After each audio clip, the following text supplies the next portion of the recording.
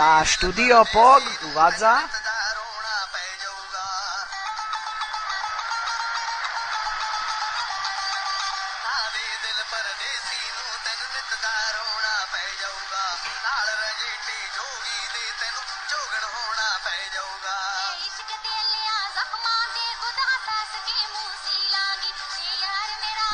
Dano, drevo a tajomná komnata.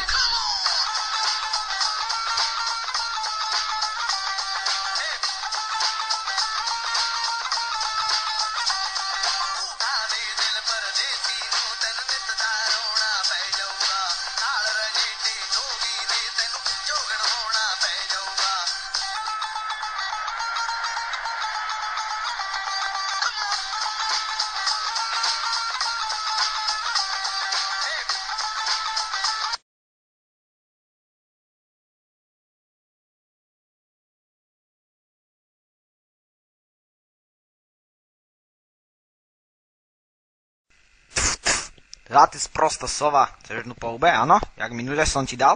Áno, chceš tie klietky mohli vyletieť? Áno, áno. Joj, sprostá sova. Ale ideme jedbo mi krúci po bruchu a tak doma volá.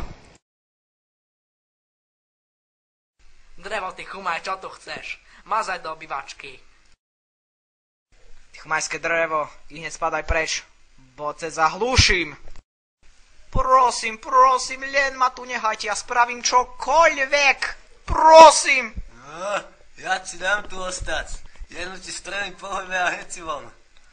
S tebou sa nebavím, ja dám po hube tomu malému. Prasácu. Pozor na hubu, Bartoň, na budúce dostaneš. Joj, ty si takú drevo. Tá to ti už pri každom dotyku praská to plieco. Tá zajtra namazávame a za chvíľu ti zdrvenie aj srdce. Joj, tá nerob ty prasa pažravej. Tá poďme na poradu. Tá podelíme úlohy.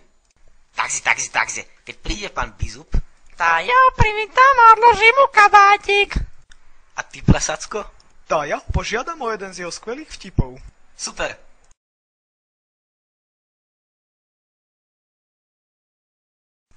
A ty, drevo? Tá ja budem s vámi. Pane? Však pán Bizup tiež ma zaujíma. Čo to trepeš? Ty vypadneš do izby a budeš tam sedieť celý večer. A ak nie, tak ťa rozrežujem na drevo a spravím z teba nábytok. Rozumíš me?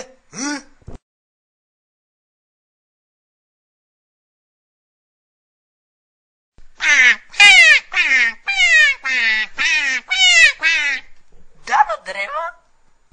Moje meno je Janko Španiel. Čo tu chceš? Tá synek je na Rockforte, tá musíš prísť. Tá čo tam robí tá potvora? Tá minulý výpraz mne stačil? Chce ešte na hubu? Ale keď on je taký slisky. Tá slisky je. Ale tak ty nechceš prísť.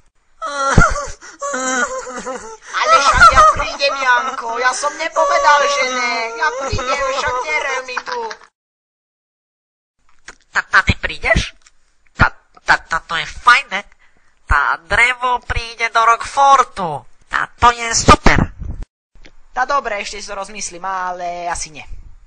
Však ty si mi to slúbil, však musíš prísť. Slúbil. Však dobre, ja ešte o tom porozmýšľam. Ja som nepovedal.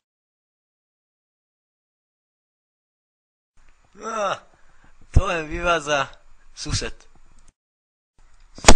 Dobre, prestaň tu rvať. Však dobre, prídem.